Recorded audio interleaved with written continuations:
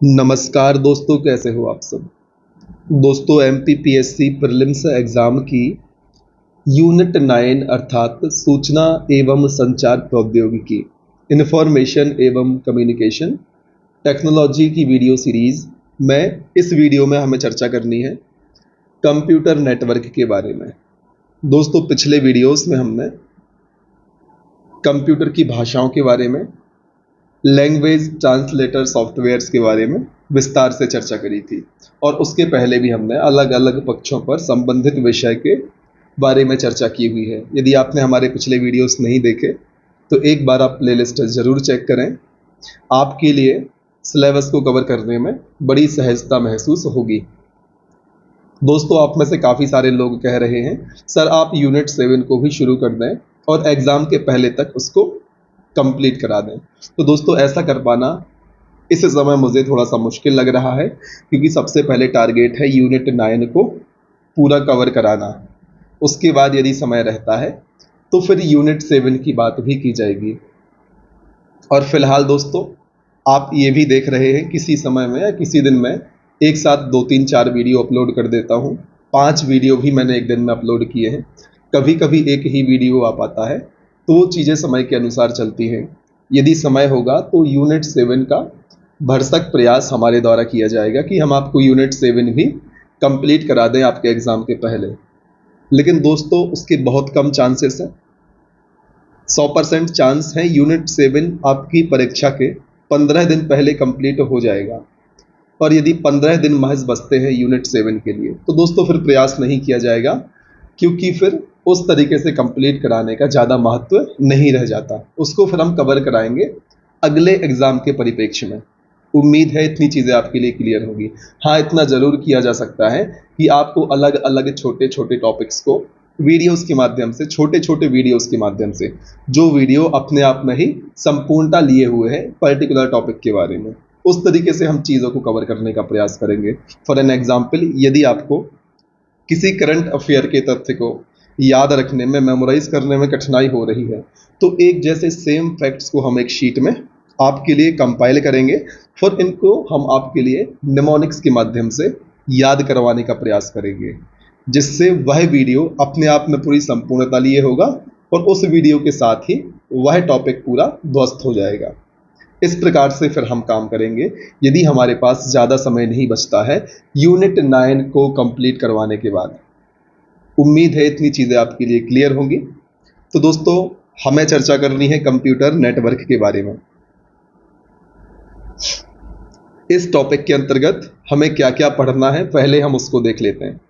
इसमें हम बात करेंगे कंप्यूटर नेटवर्क के संबंध में सामान्य परिचय की, फिर कंप्यूटर के घटक को भी हम देखेंगे, प्रमुख नेटवर्क डिवाइस की चर्चा हमें करनी है, नेटवर्क के प्रकारों को हम जानेंगे, नेटवर्क टोपोलॉजी की बात हम करेंगे, ओएसआई मॉडल की हम बात करेंगे, टीसीपी आईपी मॉडल की चर्चा भी हमें करनी है। दोस्तों, एमपी पटवारी के जो एग्ज़ाम अभी चल रहे हैं, शुरुआती शिफ्ट के एग्ज़ाम में कंप्यूटर में दोस्तों ओएसआई टीसीपी आईपी मॉडल से काफ़ी सारे प्रश्न बने हुए हैं। हो सकता है आपके प्रीलिम्स एग्ज़ाम में भी यहाँ से प्रश्न देखने को मिले, तो इनकी आप सारी लेयर्स को ध्यान से पढ़ें और ध्यान से समझने का प्रयत्न करें। इसके बाद जो इम्पोर्टेंट फैक्ट्स होते हैं, महत्वपूर्ण बिंदु जो होते हैं, उनकी चर्चा हमें करनी है और फिर हमेशा की तरह अंत में वस्तुनिष्ठ प्रश्नों का हमें अभ्यास भी करना है। तब तक आप हमारे साथ बने रहें। तो दोस्तों, शुरुआत हम करेंगे कंप्यूटर नेटवर्क के सामान्य परिचय से। दोस्तों, जब किन्हीं भी 2 या 2 से अधिक कंप्यूटर डिवाइस को, किसको, 2 या 2 से अधिक कंप्यूटर डिवाइस को सूचना प्रदान करने के लिए आपस में जोड़ा जाता है तो इसे कंप्यूटर नेटवर्क कहा जाता है। क्या कहा जा रहा है कि 2 या 2 से अधिक कंप्यूटर डिवाइस, कम से कम 2 होने चाहिए, तभी तो आप आदान प्रदान कर पाएंगे। इंडिविजुअल यदि एक कंप्यूटर होगा तो आप कैसे आदान प्रदान करेंगे? वो खुद को तो कोई इन्फॉर्मेशन देगा नहीं, वो खुद से प्राप्त नहीं करेगा क्योंकि खुद के पास पहले से है ही, है ना। तो कम से कम 2 कंप्यूटर या 2 से अधिक कंप्यूटर डिवाइसेस जो हैं, इनके लिए सूचना प्रदान करने के लिए जब आपस में जोड़ा जाता है तो उसे हम कहते हैं कंप्यूटर नेटवर्क। उम्मीद है ये वाला बिंदु आपके लिए एकदम क्रिस्टल की तरह क्लियर होगा। दोस्तों, आपस में किन्हीं भी डिवाइस को वायर या वायरलेस माध्यम से जोड़ना नेटवर्किंग कहलाता है। अभी हमने चर्चा कर ली कंप्यूटर नेटवर्क क्या होता है। दो या दो से अधिक डिवाइसेस को आप जब एक साथ जोड़ते हैं उसे हम कंप्यूटर नेटवर्क कहते हैं। अब बात आती है नेटवर्किंग क्या होता है। तो दोस्तों, आपस में जब भी आप किन्हीं दो या दो से अधिक डिवाइस को जोड़ते हैं तो उनको आप वायर या वायरलेस माध्यम से जोड़ते हैं। इस प्रकार से डिवाइसेस को जोड़ना नेटवर्किंग कहलाता है और जो पूरा प्रक्रम होता है उसको कंप्यूटर नेटवर्क कहा जाता है। उम्मीद है ये सारी चीज़ें क्लियर होगी। फिर बारी आती है दोस्तों, नेटवर्किंग के माध्यम से रिसोर्सेस को शेयर किया जाता है। ध्यान रखें, प्रश्न आएगा नेटवर्किंग के माध्यम से निम्न में से हम कैसे शेयर करते हैं। तो रिसोर्सेस को शेयर किया जाता है। विस्तार से हमें इस टॉपिक की चर्चा करनी है। दोस्तों, इसके द्वारा दो कंप्यूटर के मध्य अत्यधिक तेज गति से डाटा या इंफॉर्मेशन का आदान प्रदान किया जाता है। किसके माध्यम से? कंप्यूटर नेटवर्क के माध्यम से। आपने अपने जीवन में भी इस प्रकार से डाटा का आदान प्रदान किया होगा। कंप्यूटर से मोबाइल में, कंप्यूटर से कंप्यूटर में, मोबाइल फ़ोन से मोबाइल फ़ोन में, अलग अलग तरीके से आपने डाटा का आदान प्रदान किया होगा। फिर बारी आती है दोस्तों अर्पानेट की। अर्पानेट क्या है दोस्तों? बहुत महत्वपूर्ण फैक्ट है आपके एग्जाम के लिहाज से। अर्पानेट दोस्तों विश्व का प्रथम कंप्यूटर नेटवर्क है। आपको याद रखना है, प्रश्न यदि बनता है कि दुनिया का सबसे पहला कंप्यूटर नेटवर्क कौन सा था, तब आपको याद रखना है दुनिया का सबसे पहला कंप्यूटर नेटवर्क अर्पानेट है। दोस्तों यूएसए से इसका संबंध है। कब दोस्तों ये आया था, इसका सन आप हमें कमेंट सेक्शन में बताएं। फिर दोस्तों, कंप्यूटर नेटवर्क में डाटा का संचार या तो एनालॉग सिग्नल में होता है या डिजिटल सिग्नल में होता है। इनकी चर्चा भी आगे हमें करनी है।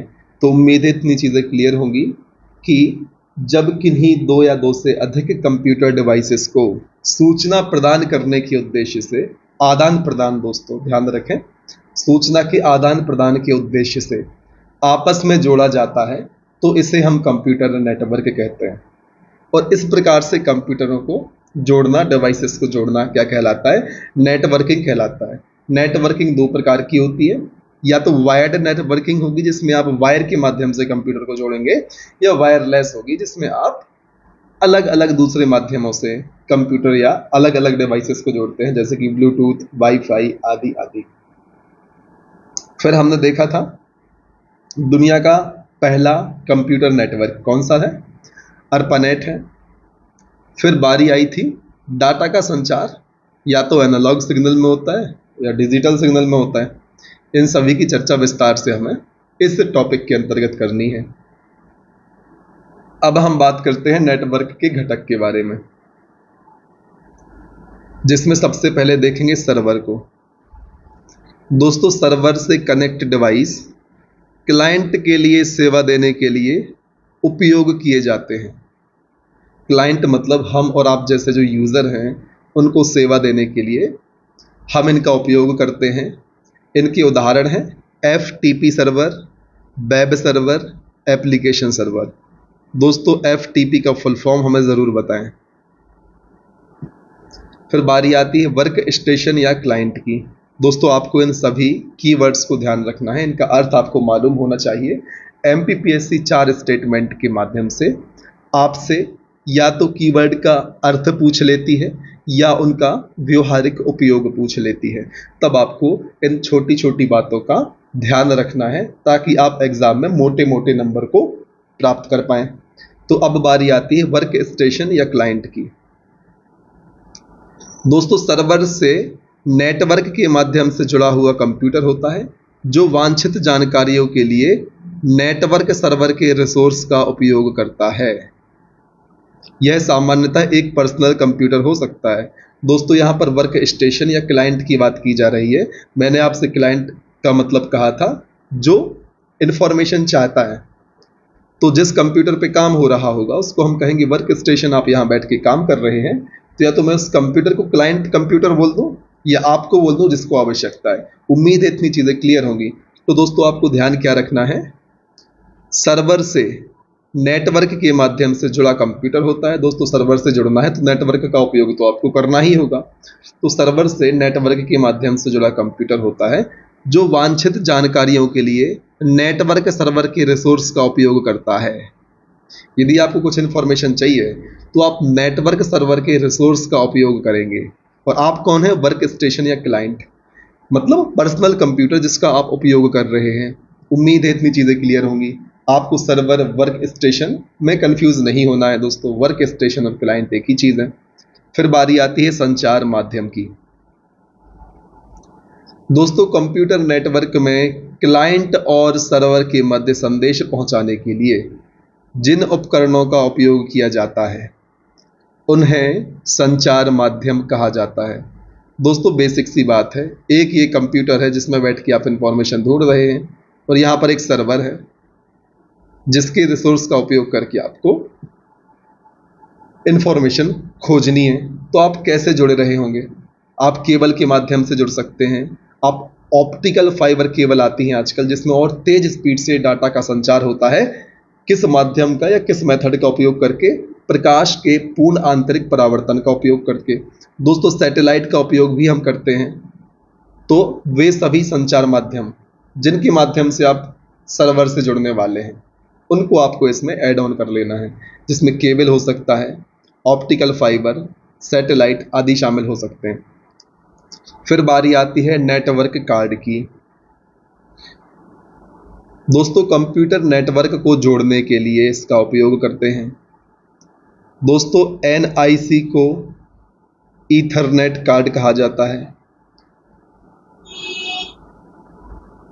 नेटवर्क एडेप्टर कहा जाता है, लैन एडेप्टर कहा जाता है, ब्रॉडबैंड कार्ड कहा जाता है या एक्सटर्नल नेटवर्क कार्ड आदि के नाम से जाना जाता है। दोस्तों यहाँ पर जितनी भी चीज़ें लिखी हुई हैं ये सभी NIC के ही नाम हैं। इसको इतने सारे नामों से जाना जाता है, इस बात का आपको ध्यान रख लेना है। फिर बारी आती है नेटवर्क प्रोटोकॉल की। दोस्तों कंप्यूटर नेटवर्क में डाटा संचार करने के लिए जो नियम बनाए जाते हैं उन्हें नेटवर्क प्रोटोकॉल कहा जाता है।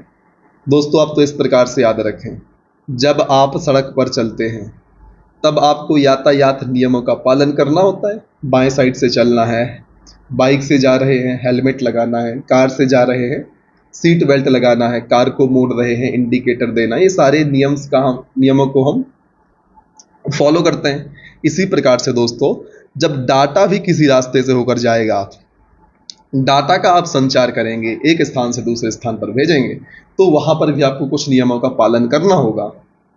उन नियमों को हम क्या बोलते हैं, नेटवर्क प्रोटोकॉल कहते हैं। बड़ी आसान सी बात है, समझने में कोई रॉकेट साइंस यहाँ पर नहीं लगना है। बस व्यवहारिक चीज़ों से आपको अपने फैक्ट्स को रिलेट करना है और अपनी तैयारी को, अपनी जर्नी को, अपने सिलेक्शन की यात्रा को आसान बनाना है। दोस्तों स्मार्ट स्टडी यही कहलाती है। आपको हार्डवर्क तो करना है लेकिन अपने रास्ते को आप कितना आसान बना सकते हैं और जल्दी से सिलेक्शन ले सकते हैं। तो फिर दोस्तों नेटवर्क प्रोटोकॉल के उदाहरण कौन से हुए, HTTP, FTP, TCP या IP। इनके full form hyper text transfer protocol, file transfer protocol, transmission control protocol, internet protocol. दोस्तों फुल फॉर्म आप डेफिनेटली याद रखें, आपके एग्जाम में सीधा प्रश्न आना है। याद होगा तो सीधा बन जाना है, याद नहीं होगा तो सीधा तुक्का लग जाना है। तो इस आपदा से बचने के लिए कि तुक्का लगाना पड़े और अपने क्वेश्चन के सही होने की संभावना को 75% कम किया जाए, इससे अच्छा है फुल फॉर्म याद रख लें। यदि आपने तुक्का मारा तो 25% चांस होते हैं कि आपका आंसर सही होगा, 75% चांस होते हैं आपका आंसर गलत होगा। यदि आपने ब्लाइंडली तुक्का लगाया है, आपने एक भी ऑप्शन एलिमिनेट नहीं किया, तो दोस्तों एलिमिनेट मन से नहीं होता। यदि आपको कंफर्म पता है कि 2 ऑप्शन नहीं है तब 50-50 का गेम आता है। यदि मन से एलिमिनेट कर दिया कि ऑप्शन डी और सी को एलिमिनेट करने का मन कर रहा है, तो दोस्तों कई बार आपके इस प्रकार के घटिया एलिमिनेशन में आप सही विकल्प को पहले ही एलिमिनेट कर देते हैं, फिर बाकी 2 विकल्प पर जो आप माथापच्ची कर रहे होते हैं वह सिर्फ आपका टाइम ज़ाया करता है और फिर आप उन क्वेश्चंस को कम समय दे पाएंगे। जिनमें आपको एक्चुअल में समय की आवश्यकता थी। तो दोस्तों जो एलिमिनेशन होता है वो भी बहुत लॉजिकल होता है, उसमें भी आपके लिए अपने नॉलेज को अप्लाई करना होता है, नहीं तो एक गलत एलिमिनेशन का प्रभाव आपके दूसरे क्वेश्चन पर पड़ेगा और इस प्रकार से पूरा आपका पेपर तबाही तबाही हो जाएगा। उम्मीद है सारी चीज़ें क्लियर होंगी। पांचों चीज़ें आपको क्लियर होंगी। कौन सी पांच? सबसे पहले देखा सर्वर। सर्वर में क्या देखा? सर्वर से दोस्तों क्लाइंट डिवाइस, क्लाइंट के लिए सेवा देने के लिए उपयोग किए जाते हैं। क्या? सर्वर से कनेक्ट डिवाइस। दोस्तों ध्यान रखें क्या बोलना है, सर्वर से कनेक्ट डिवाइस क्लाइंट के लिए सेवाएं देने के लिए उपयोग किए जाते हैं। आपको इतनी चीज ध्यान रखना है, मैंने थोड़ा सा यहाँ पर इसको गलत तरीके से पढ़ दिया।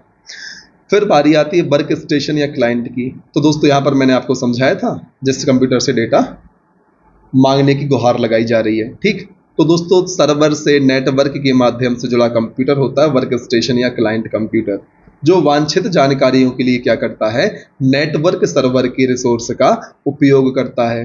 फिर बारी आती है दोस्तों संचार माध्यम की। इसमें क्या है, कंप्यूटर नेटवर्क में क्लाइंट और सर्वर के मध्य संदेश पहुंचाने के लिए जिन उपकरणों का उपयोग किया जाता है, जिन रास्तों का उपयोग किया जाता है, जिन वाहन बोल दो दोस्तों आप, उनको हम कहते हैं माध्यम, संचार का माध्यम। एग्जाम्पल देखा हमने, केबल, फाइबर ऑप्टिक्स, सैटेलाइट आदि। फिर बारी आई थी नेटवर्क कार्ड की। क्यों यूज करते हैं? कंप्यूटर नेटवर्क को जोड़ने के लिए नेटवर्क कार्ड का उपयोग किया जाता है। कंप्यूटर नेटवर्क को जोड़ने के लिए किसका उपयोग करते हैं? तो आपको सीधा सा आसान सा आंसर लगाना है, नेटवर्क कार्ड का उपयोग करते हैं। दोस्तों NIC को हम ethernet card, network adapter, line adapter, broadband card या एक्सटर्नल नेटवर्क कार्ड आदि के नाम से जानते हैं। दोस्तों इनसे अब आप प्रश्न गलत मत करना, चिल्ला चिल्ला के मैंने आपको इतनी सारी बार इनका रिवीजन भी कराया है। फिर बारी आई थी नेटवर्क प्रोटोकॉल की। सीधी बात है, आप यातायात प्रोटोकॉल से इसको जोड़ लें, क्योंकि डाटा का भी तो ट्रांसमिशन ही हो रहा है, इधर से उधर भेज रहे हैं, और हम भी जब सड़क पे चलते हैं तो इधर से उधर जाते हैं।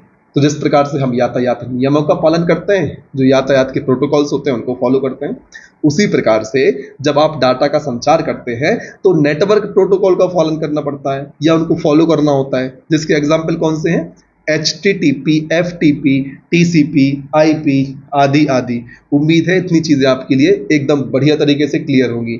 यदि ये बात ठीक है, मैं सही अनुमान लगा पा रहा हूँ, तो कमेंट सेक्शन में जरा सी हिंट करें। और दोस्तों वीडियो को लाइक जरूर करें। जितने लोगों को वीडियो से लाभ होता है उनका परम कर्तव्य बनता है कि आपको हमारे वीडियो को लाइक करना है, चैनल को सब्सक्राइब करना है, अधिक से अधिक हमारा सपोर्ट करना है वीडियो को शेयर करके, ठीक है। इतना आप जरूर करें, क्योंकि बहुत ज़्यादा मेहनत लगती है एक एक वीडियो को बनाने में, ठीक है। वीडियो बस नहीं बनाना होता, उसके बाद ये आप देखते हैं चैनल का लोगो साइड में जो हम लगाते हैं सब्सक्राइब करने के लिए, छोटे छोटे से वो घूमते रहते हैं, उसका फर्क नहीं पड़ता क्योंकि आप सब्सक्राइब करते ही नहीं हो, ठीक। वो करना होता है। इसके बाद थंबनेल बनाना, फिर टाइटल डालना, डिस्क्रिप्शन लगाना, टैग्स लगाना, प्लेलिस्ट में वीडियो को शामिल करना, कितने सारे काम होते हैं। इससे ज़्यादा हैक्टिक काम क्या होता है? वीडियो को सेव करना। वीडियो तुरंत वन क्लिक पर सेव नहीं होता, सेव तो वन क्लिक पर ही होता है, लेकिन उसको सेव होने में फिर आधा घंटा लग जाता है। जितना बड़ा वीडियो उतना ज़्यादा समय लगेगा। 1 घंटे का मान लो मैं वीडियो बनाऊँ तो सेव होने में पता लगा 1 घंटा लग गया, फिर अपलोड होने में टाइम लगता है। और कई बार तो दोस्तों वीडियो बीच में पता चला उसकी वीडियो करप्ट हो गई, सिर्फ ऑडियो चल रहा है, तो उसको फिर से रिकॉर्ड करके अपलोड करना। तो इतनी सारी समस्याओं से जूझकर आपके सामने एक फुल फ्लेज्ड वीडियो आता है, तो आपका सपोर्ट करना आपका दायित्व बन जाता है। तो उस दायित्व को आप निर्वहन करें और इस प्रकार से हम आपको लगातार मेहनत करते रहेंगे। अब हमें बात करनी है नेटवर्किंग डिवाइस के बारे में। दोस्तों अब बारी है नेटवर्किंग डिवाइस की। तो दोस्तों इसमें भी कुछ नहीं है, नेटवर्किंग डिवाइस की शक्ल पे आपको दिख रहा है कि कंप्यूटर नेटवर्क बनाने के लिए जिन उपकरणों का उपयोग किया जाता है उन्हें नेटवर्क डिवाइस कहा जाता है। नेटवर्क डिवाइस कौन से होंगे? वही होंगे जिनका उपयोग हम नेटवर्क बनाने में करेंगे। किस चीज़ में? कंप्यूटर नेटवर्क बनाने में। तो बेसिक कॉमन सेंस वाली बात है, कंप्यूटर नेटवर्क बनाने के लिए जिन उपकरणों का उपयोग किया जाता है उन्हें नेटवर्क डिवाइस कहते हैं या नेटवर्किंग डिवाइस कहते हैं। तो आपने सुना होगा राउटर, रिपीटर, है ना, ब्रिज, हब, इन सब का उपयोग करते हैं कंप्यूटर नेटवर्क को बनाने में, कंप्यूटर को जोड़ने के लिए। उदाहरण में आप इनको देख सकते हैं। अब हमें बात करनी है प्रमुख नेटवर्किंग डिवाइस के बारे में, जिसमें हम बात करेंगे हब की, स्विच की, राउटर की, ब्रिज की, गेटवे और रिपीटर। दोस्तों इन 6 बिंदुओं पर या इन 6 डिवाइसेस की चर्चा हमें अपने इस वीडियो में विस्तार से करनी है। शुरुआत हमें करनी है हब से। तो दोस्तों जो हब होता है इसका उपयोग 2 या 2 से अधिक, दोस्तों बेसिक सी बात है, कम से कम 2 कंप्यूटर तो होने चाहिए ना यार। जब तो आप उनको कनेक्ट करोगे, एक को खुद से ही कनेक्ट कैसे कर दोगे, पॉसिबल ही नहीं है। तो ये लाइन तो मैं ना भी बोलूँ तो ये तो सेल्फ अंडरस्टूड होनी चाहिए, ठीक। हब 2 या 2 से अधिक कंप्यूटर तथा नेटवर्क को आपस में जोड़ने के लिए हम इसका उपयोग करते हैं। किसका उपयोग करते हैं? हब का उपयोग करते हैं। ये तो सारे डिवाइसेस में कॉमन होने वाली है, ठीक। हब को हम सेंट्रलाइज्ड डिवाइस के नाम से जानते हैं। यहाँ पर आपको ये बिंदु ध्यान रखना है, हब को सेंट्रलाइज्ड डिवाइस के नाम से जाना जाता है और नेटवर्क के आकार को बढ़ाने के लिए हब का उपयोग किया जाता है। पहले एक कंप्यूटर था, हब लगाया तो 2 या 2 से अधिक कंप्यूटर हो गए। नेटवर्क का आकार दोस्तों बढ़ता जा रहा है। यहाँ पर आप इस पॉइंट को कॉमन सेंस लगाकर भी सॉल्व कर सकते थे अपने एग्जाम में, है ना, तो कोई विशेष पॉइंट नहीं है। आप ध्यान रखें, सेंट्रलाइज्ड डिवाइस हम हब को कहते हैं। इसको मैं आपके लिए ध्यान रखने की बात इसलिए कह रहा हूँ क्योंकि आप इसको किसी और डिवाइस में कंफ्यूजन की स्थिति में ना आ जाए। दोस्तों हब में कई सारे पोर्ट्स होते हैं। यह किसी भी एक पोर्ट से आने वाले डाटा पैकेट को अन्य सभी पोर्ट्स में भेज देता है। ध्यान रखें, हब में काफ़ी सारे पोर्ट होते हैं दोस्तों। यह किसी भी एक पोर्ट से आने वाले डाटा के पैकेट को बाकी सभी पोर्ट में भेज देता है, यही इसका काम होता है। अब दोस्तों इसने तो डाटा के पैकेट को सभी पोर्ट में भेज दिया और सब पोर्ट से आप देख सकते हैं यहाँ पर अलग अलग कंप्यूटर जुड़े हुए हैं, ठीक। तो जो भी डाटा आया इसने सारे पोर्ट्स के माध्यम से सब डिवाइसेस के पास भेज दिया। अब यह रिसीविंग कंप्यूटर पर निर्भर करता है कि जो पैकेट हब के द्वारा भेजा गया वह उसके लिए है या नहीं है। ये तो सबको भेज देता है कि आप ही छांट लेना, आपके काम का है तो ठीक है, नहीं है तो फिर अलग कर देना। ये काम करता है दोस्तों हब। जब इसको यही पता नहीं होता कौन सी चीज़ कहाँ भेजनी है, किसको भेजनी है, इसी कारण इसको हम कहते हैं डम डिवाइस या नॉन इंटेलिजेंट डिवाइस। गधा बोल सकते हैं हब को हम, एक नंबर का गधा है। बहुत सारी चीज़ें आई तो इसने सबके पास भेज दिया, भले उनके काम की हो या ना हो। अब जिसके पास भेजा या उसकी गारंटी है, उसकी जिम्मेदारी बनती है कि उसको देखना है कि उसके काम की क्या है क्या नहीं है। इस प्रकार से हब काम करता है। इसको हम क्या कहते हैं दोस्तों? सेंट्रलाइज्ड डिवाइस और डम डिवाइस या नॉन इंटेलिजेंट डिवाइस। क्यों कहते हैं नॉन इंटेलिजेंट या डम डिवाइस? इसकी चर्चा हमने कर ली, क्योंकि फिल्टर ही नहीं करता दोस्तों। डाटा के जैसे पैकेट्स आए सारे के सारे हर पोर्ट्स के माध्यम से भेज देता है। फिर वो जो डिवाइस हैं वो डिसाइड करते हैं कि वो डाटा का पैकेट जो भेजा गया है वो इनके काम का है, इनके लिए है या नहीं है। उम्मीद है इतनी चीज़ें आपको क्लियर हुई होंगी और जो हब है इसकी वर्किंग आपको समझ में आई होगी। फिर बारी आती है स्विच की। दोस्तों मैंने आपसे कहा था कंफ्यूज नहीं होना, क्योंकि सेंट्रलाइज्ड डिवाइस तो सभी को होना है, सब कंप्यूटर को जोड़ रहे हैं, तो कहीं ना कहीं बीच में ही लगे होंगे, छोर पे तो लगे नहीं होंगे, है ना। तो फिर अब बारी आती है बीच इन द सेंस इनसे होकर सभी कंप्यूटर आपस में जुड़े होंगे। अब बोलेंगे सर ये तो किनारे पे लगा। बीच का मतलब ये नहीं होता कि सिर्फ बिल्कुल बीच में ही स्थित हो। बीच का मतलब उससे सारी चीज़ें जुड़ी हुई हों, वो सेंटर हो उस नेटवर्क का। तो नेटवर्क को बनाने के लिए हम इसका उपयोग कर रहे हैं, तो ये सेंटर में ही होंगे, ये स्वाभाविक सी बात है। इतना बेसिक कॉमन सेंस हमें लगाना होगा, ठीक है।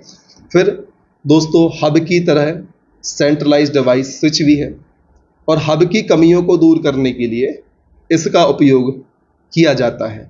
हब में क्या कमी थी? जो भी डाटा के पैकेट आते थे वो बिना फिल्टर किए सीधा भेज देता था पोर्ट्स के माध्यम से डिवाइसेस को। अब वो देखते थे उनके लिए है या नहीं है, लेकिन स्विच में ऐसा कुछ नहीं होगा दोस्तों। यह हब की तरह डाटा को पूरे नेटवर्क में नहीं भेजता दोस्तों, वही बात निकल कर सामने आई। बल्कि पहले चेक करता है कि कौन से सिस्टम या पोर्ट को यह डाटा भेजा जाए। समझ रहे हो, सबको सब कुछ नहीं भेजता, देखता है किसको कौन सा डाटा का पैकेट भेजना है, वह काम करता है स्विच फिल्टर करके।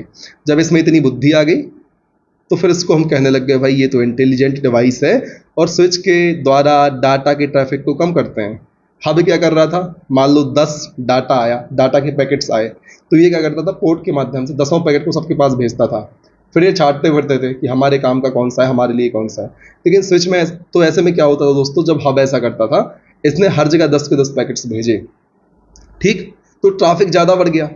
लेकिन स्विच में ऐसा नहीं था, इसने सेलेक्ट किया कौन सा पैकेट कहाँ भेजना है, कौन से सिस्टम या कौन से पोर्ट को डाटा भेजना है, वह सिर्फ उसी को भेजता था। तो काम काम के पैकेट्स नेटवर्क के माध्यम से जाते थे, जिससे डाटा का ट्रैफिक दोस्तों क्या होता है, कम होता है। इसलिए स्विच का उपयोग डाटा ट्रैफिक को कम करने के लिए करते हैं। ये भी सेंट्रलाइज्ड डिवाइस है और इसको हम इंटेलिजेंट डिवाइस कहते हैं। क्यों? क्योंकि हब गधा था। हब गधा था इसलिए नहीं, इसमें कुछ स्पेशल क्वालिटीज़ हैं। यह डाटा को पूरे नेटवर्क में नहीं भेजता, पहले चेक करता है कौन सा डाटा किस सिस्टम को या पोर्ट को भेजना है, इसीलिए तो इसको हम इंटेलिजेंट डिवाइस कहते हैं। और जब यह इतना कर देता है तो डाटा का ट्रैफिक कम हो जाता है। आप देख सकते हैं इंटरनेट है, यहाँ से ट्रैफिक आया नेटवर्क का, यहाँ पर स्विच लगा हुआ है, इसने ट्रैफिक ए को इस कंप्यूटर सिस्टम को भेजा, ट्रैफिक बी को इस कंप्यूटर सिस्टम को भेजा। यदि इसकी जगह पर हब लगा होता तो हब क्या करता, यहाँ पर ट्रैफिक ए और बी दोनों भेज देता, सेम यहाँ पर ए और बी दोनों भेजता। तो जो ये कंप्यूटर थे इनको सोचना पड़ता कि कौन सा इनके काम का है या नहीं। अब यहाँ पर डबल डबल ट्रैफिक हो गया है, लेकिन स्विच है तो डबल ट्रैफिक नहीं है, काम की चीज़ें भेजी गई, इसलिए क्या हो गया, ट्रैफिक को यहाँ पर कम कर लिया गया। आप यहाँ पर देख सकते हैं। उम्मीद है इतनी चीज़ें आपके लिए एकदम क्लियर होंगी। अब हम आगे बढ़ते हैं राउटर के ऊपर।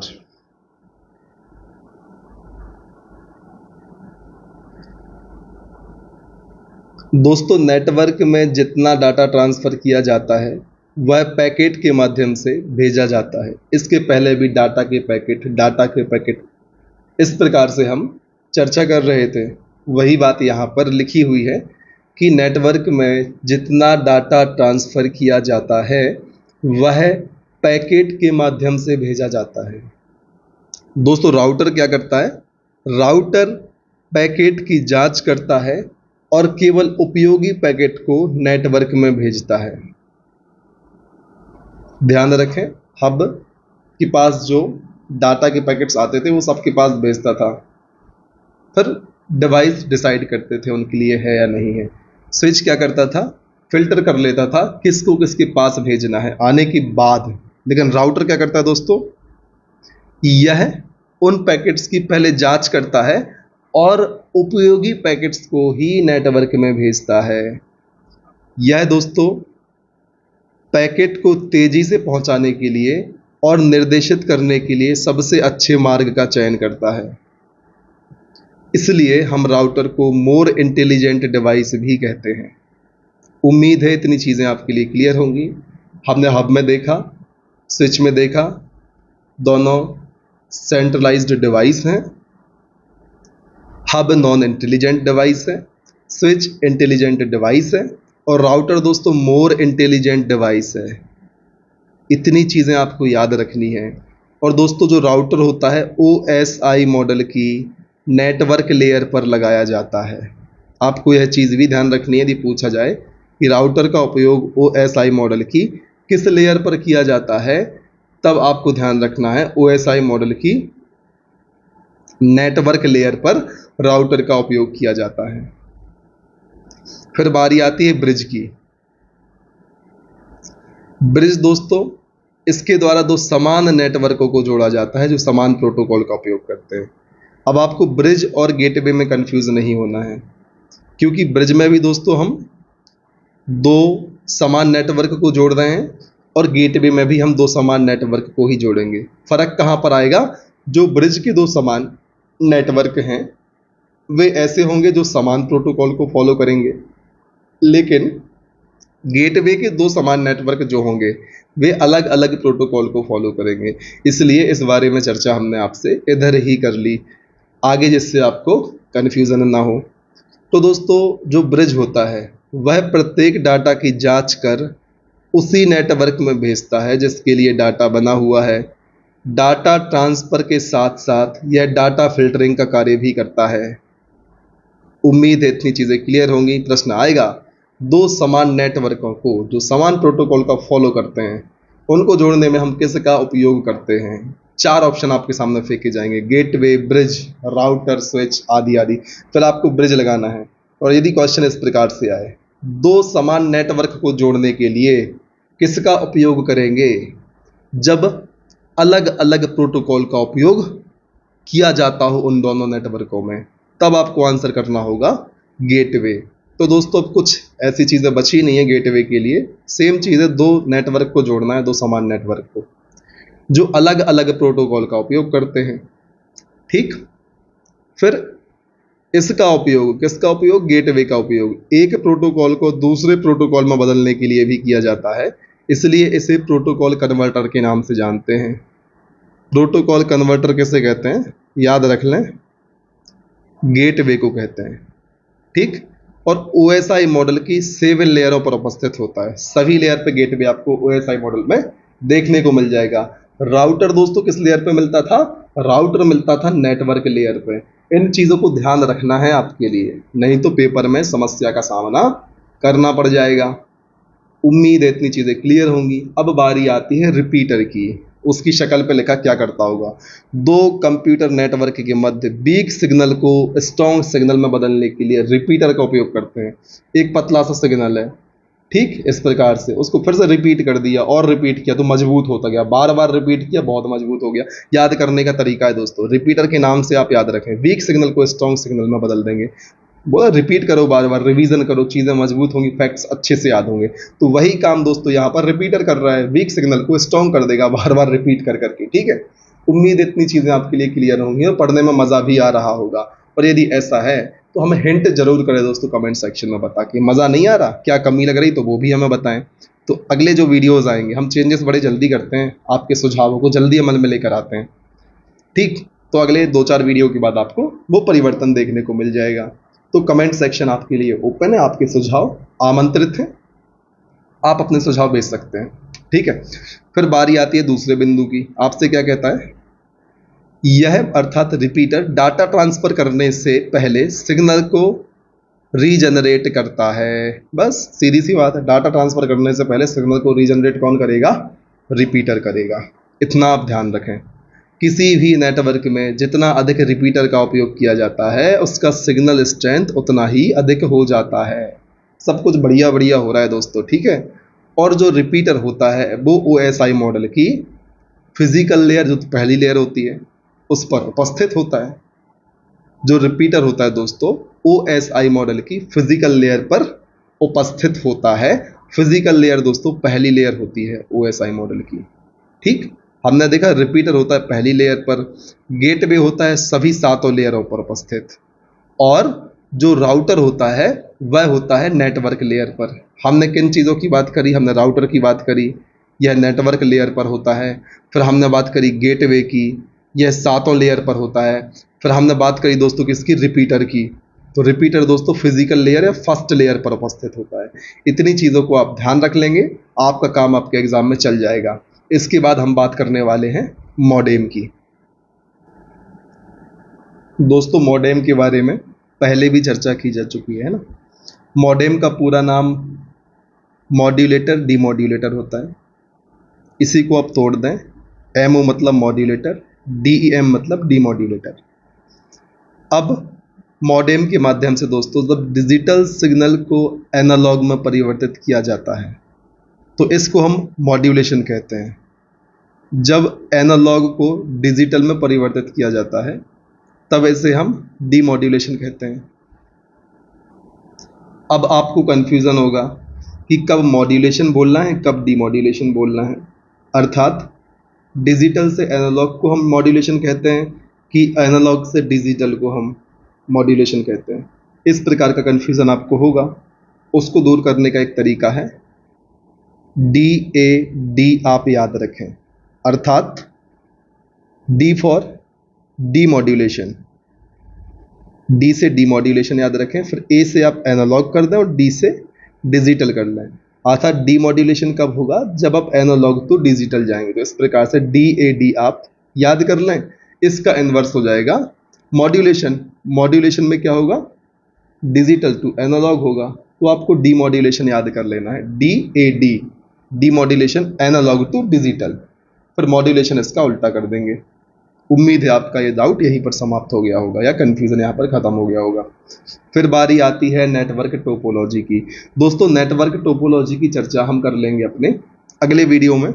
इस वीडियो में इतना ही, वीडियो काफ़ी लंबा जा रहा है, तो फिर जुड़े रहें, लगातार हमारे साथ मेहनत करें और तब तक ना रुकें जब तक कि आपको आपकी मंजिल प्राप्त नहीं होती। जय हिंद, वंदे मातरम।